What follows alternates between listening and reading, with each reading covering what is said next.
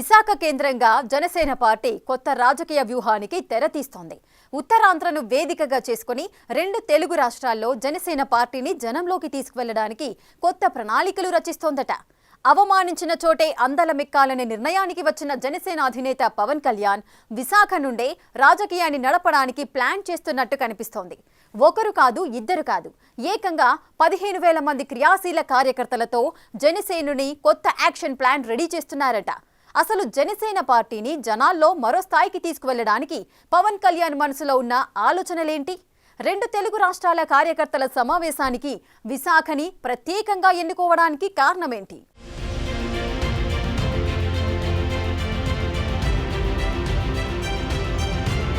విశాఖలో 3 రోజులు జనసేన పార్టీ క్రియాశీల కార్యకర్తలతో భారీ సమావేశాన్ని ఏర్పాటు చేస్తోంది. 28 నుంచి 30వ తేదీ వరకు పవన్ కళ్యాణ్ జనసేన పార్టీలో ఉన్న మంత్రులు, ఎంపీలు, ఎమ్మెల్యేలు, ఎమ్మెల్సీల నుండి గ్రామ స్థాయిలో పనిచేస్తున్న క్రియాశీల కార్యకర్తలతో సహా ముఖాముఖి సమావేశాన్ని నిర్వహించడానికి విశాఖను కేంద్రంగా ఎంచుకున్నారు. 2024 ఎన్నికల్లో పవన్ కళ్యాణ్ పిఠాపురం నుంచి ఎమ్మెల్యేగా గెలిచి డిప్యూటీ సీఎంగా, మంత్రిగా పదవి చేపట్టిన రోజు నుండి ఉత్తరాంధ్రలోని ఏజెన్సీ గ్రామాలపై ప్రత్యేక శ్రద్ధ చూపిస్తూ వస్తున్నారు.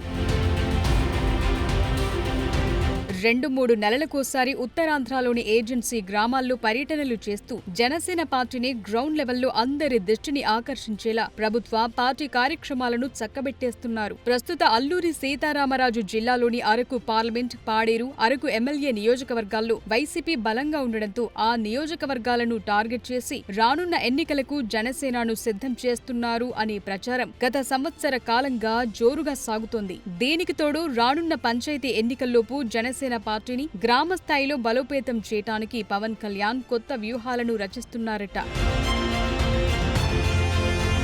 అందులో భాగంగానే పార్టీకి గ్రామ స్థాయిలో ఉన్న నాయకులే బలమైన పునాదులుగా భావిస్తోన్న పవన్ కళ్యాణ్ త్వరలో తెలంగాణ, ఆంధ్రప్రదేశ్ రాష్ట్రాల్లో జరగనున్న గ్రామ పంచాయతీ ఎన్నికల కోసం రెండు తెలుగు రాష్ట్రాల్లోని క్రియాశీలకంగా వ్యవహరిస్తోన్న 15,000 మంది జనసేన కార్యకర్తలతో సేనతో సేనాని పేరుతో భారీ స్థాయిలో కార్యకర్తల ముఖాముఖి కార్యక్రమానికి కార్యాచరణ రూపొందించారు. రెండు తెలుగు రాష్ట్రాల జనసేన కార్యకర్తల సమావేశానికి ప్రస్తుతం ఆంధ్రప్రదేశ్ రాజధాని అమరావతిని కానీ, అమరావతిని ఆనుకుని ఉన్న గుంటూరు, విజయవాడ నగరాలను కానీ, పవన్ కళ్యాణ్ భుజాన ఎత్తుకున్న రాయలసీమ జిల్లా తిరుపతిని కానీ ఎంచుకోకుండా నేరుగా విశాఖ కేంద్రంగా ఈ సభను నిర్వహిస్తుండటంతో రాజకీయ చర్చకు దారితీసింది.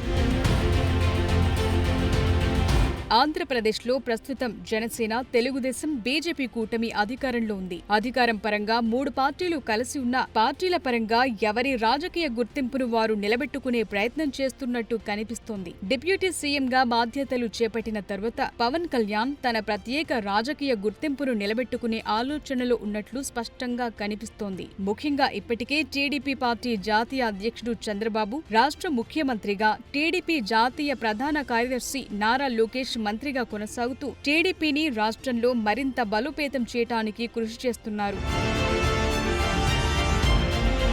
మరోవైపు బీజేపీ రాష్ట్ర నూతన అధ్యక్షుడు మాధవ్ ఆంధ్రప్రదేశ్లోని అన్ని జిల్లాల్లో సుడిగాలి పర్యటనలు చేస్తూ బీజేపీ క్యాడర్ను యాక్టివ్ చేసే పనిలో పడ్డారు. ఆ క్రమంలో జనసేనాని పవన్ కళ్యాణ్ సేనతో సేనాని పేరుతో రెండు తెలుగు రాష్ట్రాల జనసేన క్రియాశీలక కార్యకర్తలను ఒకే చోటకు తీసుకొచ్చి దిశానిర్దేశం చేయడానికి ప్రయత్నిస్తుండటం ప్రాధాన్యత సంతరించుకుంది. జనసేన పార్టీని ఏపీ, తెలంగాణలో మరింత బలోపేతం చేయాలన్న పవన్ కళ్యాణ్ ఆలోచన కరెక్ట్ గానే ఉన్నా విశాఖనే ఎందుకు ఎంచుకున్నారనే ప్రశ్న ప్రతి ఒక్కరిలోనూ మెదులుతోంది.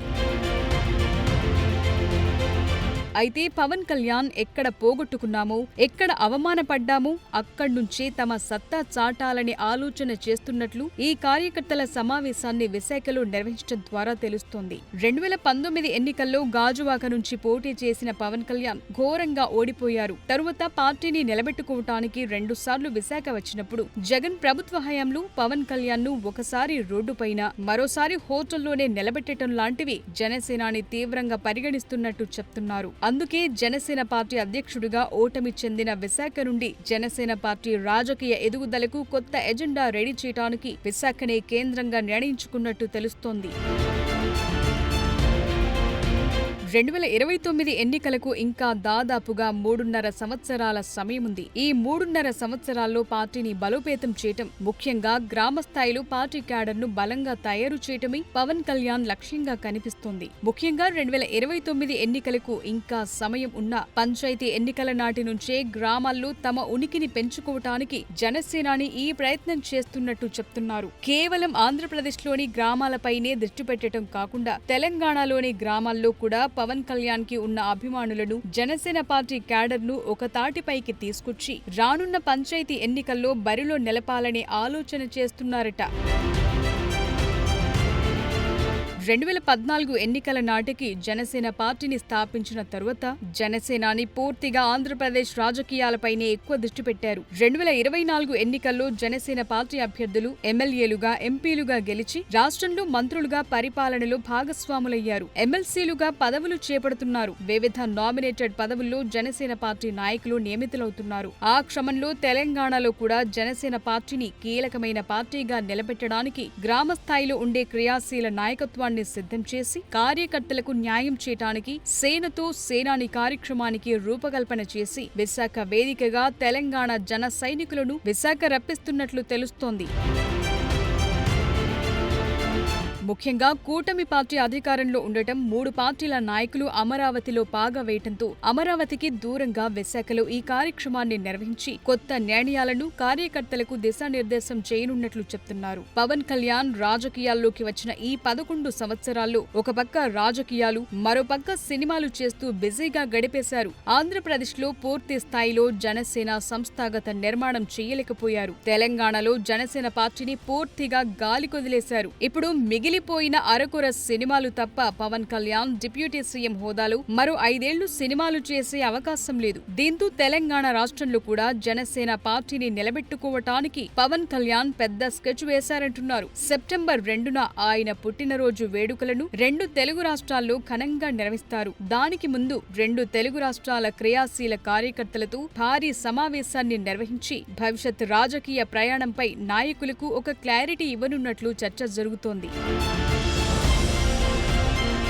ఆగస్టు 28 నుండి 30వ తేదీ వరకు జరిగే సేనతో సేనాని కార్యక్రమంలో 3 రోజుల పాటు పవన్ కళ్యాణ్ విశాఖలోనే ఉండనున్నారు. 28న ఎమ్మెల్యేలు, ఎమ్మెల్సీలతో సమావేశం, 29వ తేదీ ఎంపీలు, పార్లమెంటు నాయకులతో సమావేశం నిర్వహించడమే కాకుండా 30వ తేదీ 15,000 మంది క్రియాశీల కార్యకర్తలతో ముఖాముఖి మాట్లాడి జనసేన పార్టీ భవిష్యత్ రాజకీయ ప్రయాణాన్ని వివరించనున్నట్లు తెలుస్తోంది. కూటమిలో భాగస్వామిగా జనసేన పార్టీ ఉన్న భవిష్యత్ రాజకీయం ఎటువైపు వెళుతుందో ఎవ్వరూ చెప్పలేం కాబట్టి సొంత క్యాడర్ను సిద్ధం చేసుకోవటానికి ఈ కార్యక్రమం నిర్వహిస్తున్నట్లు రాజకీయ విశ్లేషకులు అభిప్రాయపడుతున్నారు.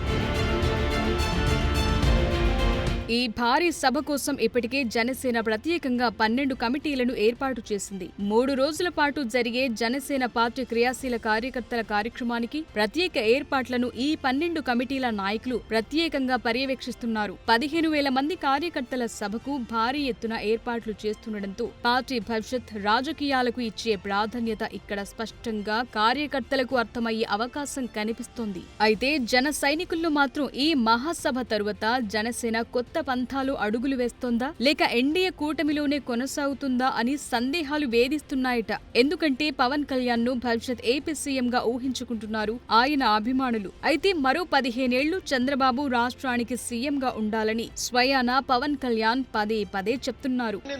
పదే చెప్తా ఉన్నాను, 15 సంవత్సరాలు కలిపి ఉండాలి. ఈ నేపథ్యంలో మహాసభ ద్వారా కార్యకర్తలకు ఎలాంటి దిశానిర్దేశమిస్తారు అని క్రియాశీలక కార్యకర్తలు ఎదురు చూస్తున్నారట.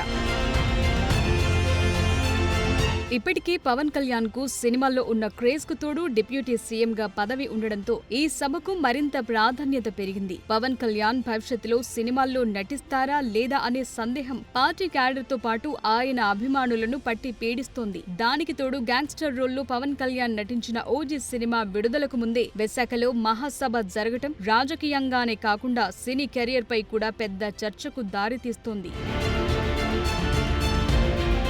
పవన్ కళ్యాణ్ మాత్రం ఈ మీటింగ్ లో అటు సినిమా కెరియర్ పై ఇటు రాజకీయ ప్రయాణంపై ఓ సర్ప్రైజ్ ఇస్తారని భావిస్తున్నారు. పవన్ కళ్యాణ్ పుట్టినరోజుకు ముందు విశాఖలో జనసేన పార్టీ మహాసభ జరగటం, 2024 ఎన్నికల్లో గెలిచిన తరువాత డిప్యూటీ సీఎం హోదాలో జనసేన పార్టీ ఆవిర్భావ సభను పిఠాపురంలో నిర్వహించిన తరువాత ఆ స్థాయిలో పార్టీ క్యాడర్ ఒక చోటకు చేర్చి భారీ సభ నిర్వహించకపోవటం చర్చనీయాంశంగా మారింది. ఇప్పుడు విశాఖలో ఈ మహాసభను నిర్వహించి రానున్న దశాబ్ద కాలం పాటు జనసేన పార్టీ దిశానిర్దేశాన్ని పవన్ కళ్యాణ్ చేయనున్నట్లు పార్టీ వర్గాల ద్వారా తెలుస్తోంది. మరి విశాఖలో జరిగే ఈ మహాసభలో జనసేనాని ఎలాంటి సందేశమిచ్చి క్యాడర్ సందేహాలను ఎలా నివృత్తి చేస్తారో చూడాలి.